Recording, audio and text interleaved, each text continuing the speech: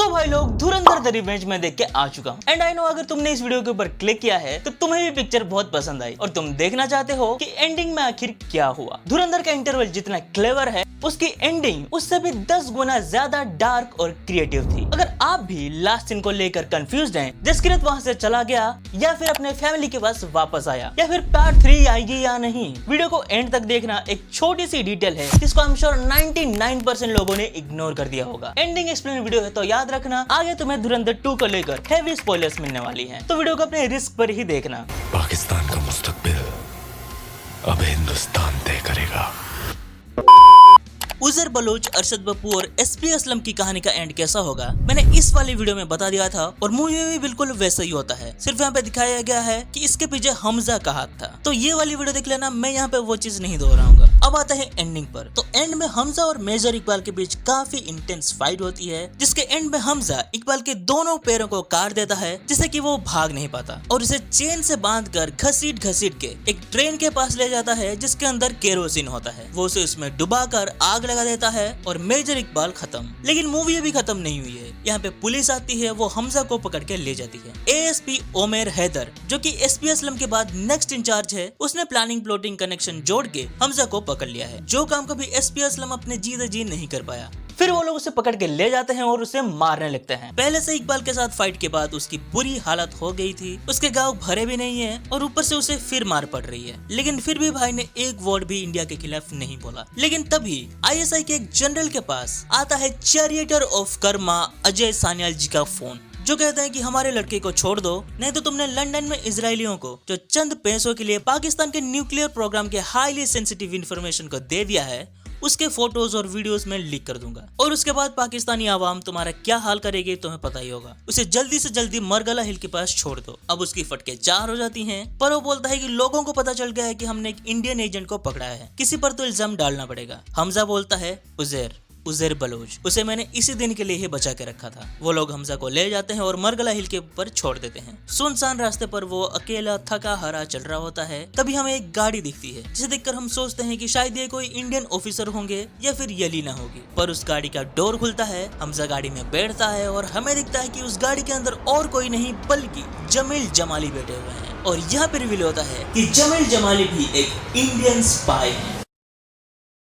अजय सान्याल ने जसकिरत को बोला हुआ था कि तुम्हारे ऊपर वहाँ एक कोऑर्डिनेटर होगा जिसे शायद तुम कभी मिलोगे भी नहीं, पर जरूरत के टाइम पर वो तुम्हारी मदद करेगा, और ये वही है। दरअसल यलीना ने अपने पापा को बोल दिया था कि आईएसआई हमजा को उठाने का प्लान कर रहा है, आप नवाज शफीक से बात करके उसे छुड़ा लो। जमील सान्याल के पास कॉल करते हैं और ये इन्फॉर्मेशन दे देते हैं, और कहाँ पे हमजा को छोड़ना है वो चीज भी जमाल नहीं बताया था। फिर वो हमजा को इंडियन पासपोर्ट देते हैं। हमजा पूछता है आप कब से? जमाल बोलते हैं 45 साल पहले मुझे यहाँ पे भेजा गया था पॉलिटिक्स में घुसने के लिए। निकलते वक्त हमजा बोलता है सिर्फ एक अफसोस रह गया कि मैं दाऊद को मार नहीं पाया। तभी जमील जमाली हंसते हैं और हमें पता चलता है कि दाऊद का ये हाल अपने जमील मामू ने ही किया है। इसका मतलब ओजी धुरंधर अपने जमील जमाली हैं। एक्चुअली कुछ सालों पहले एक पार्टी के दौरान जमील दाऊद से मिले थे और वहाँ पे अपने सिग्नेचर पोज देते हुए एक फोटो भी उठाया था। हाथ मिलाते टाइम उन्होंने अपने हाथों पर डाइमिथाइल मर्क्यूरी लगा दिया था, जो कि दाऊद से हाथ मिलाते टाइम उसके हाथों के कांटेक्ट में आ गया।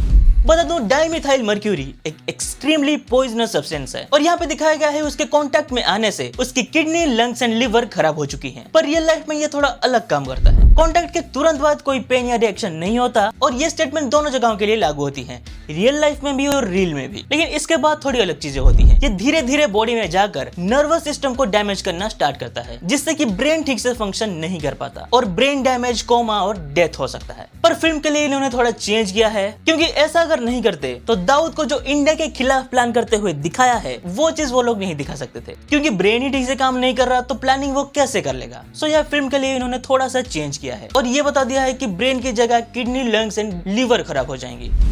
फिर उसके बाद जसकिरत इंडिया जाता है। उनके और सान्याल जी के बाद बातचीत होती है, जहाँ पे वो बोलते हैं कि कल सुबह 8 बजे रेडी रहना, बंसल तुम्हें पिकअप कर लेगा। फिर उसके बाद हम देखते हैं कि जस्सी यलीना और उसकी फैमिली का फोटो जला देता है। इस सीन का मतलब यही होता है कि वो उन सबको भूलकर अगले मिशन के लिए रेडी हो रहा है, मगर उससे पहले वो अपनी माँ और बहन से एक बार मिलना चाहता है। तो वो अगले दिन बिना किसी को बताए निकल जाता है एक सिख अवतार में।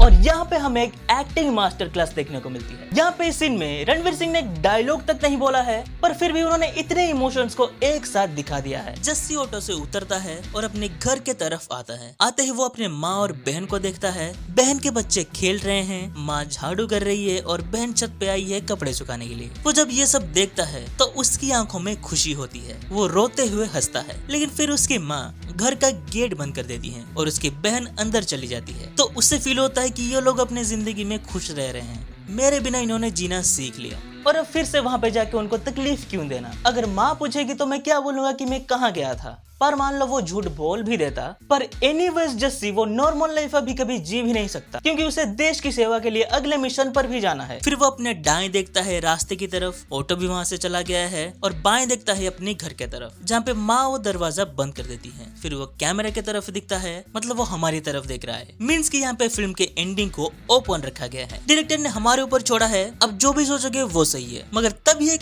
टेक्स्ट लिखा हुआ आता है, बलिदान परमो धर्म, मतलब जो भी अपने मन में कंक्लूजन बना, पर इतना जरूर याद रखना कि बलिदान से बड़ा कोई धर्म नहीं है। और ये मूवी यहाँ पे खत्म हो जाती है। पर रुको, अभी कहानी खत्म नहीं हुई। मिड क्रेडिट के दौरान हमें जसकीरत का ट्रेनिंग आर्क दिखाया जाता है, जहाँ पे उनकी फाइटिंग से लेकर नमाज पढ़ना, सभी तरह की लैंग्वेज सीखना, ब्रीदिंग कंट्रोल करना, A to Z सब कुछ सिखाया जाता है। केमिकल्स की नॉलेज, वो इनविजिबल इंक की नॉलेज, सब कुछ दिया जाता है। यहाँ तक कि खतना भी करा दिया जाता है। तो जो लोग बोल रहे थे कि यलीना को कैसे पता नहीं चला कि वो हिंदू है, I guess you have the answer now. और हाँ, रिजवान भी यहाँ पे हमें देखने को मिलता है। और बलिदान परमो धर्मो को कॉन्सेप्ट भी यहीं पे सिखाया जाता है। फिर आखिर में एक एंड क्रेडिट सीन में हम देखते हैं ISI जनरल एंड ओमर के बीच बातचीत हो रही है, जहाँ पे ओमर बोलता है, मैं सबको बता दूंगा तुमने हिंदुस्तान के जासूस को छोड़ दिया है। जनरल बोलता है कि ये सब बातें तुम्हारे पे ग्रेड से भी ऊपर की बातें हैं, तो इन सब में मत पड़। उन दोनों के बीच आर्गुमेंट होती है, पर एंड में जनरल उसे जेल भेज देता है। हाँ, पार्ट 3 की बात करें तो हाँ, इसका पार्ट 3 बन तो सकता है, पर इसका पार्ट 3 मैं अभी देखना नहीं चाहता। मैं आदित्य धर को देखना चाहता हूँ इमोर्टल अश्वत्थामा के स्टोरी के ऊपर काम करते हुए। हाँ, ये एक चीज भी है कि ऑडियंस बार बार एक चीज को नहीं देखना चाहती। अगर फिर से आप पार्ट 3 बनाओगे तो शायद ऑडियंस बोर हो जाएगी। सो यही था धुरंधर 2 द रिवेंज का एंडिंग एक्सप्लेनेशन। आपको वीडियो कैसा लगा मुझे कमेंट में लिखकर जरूर बताना। धुरंधर 2 आपने देख लिया है कि नहीं, और अगर देखा है तो आपका इस मूवी के बारे में क्या ओपिनियन है मुझे कमेंट में लिखकर जरूर बताना।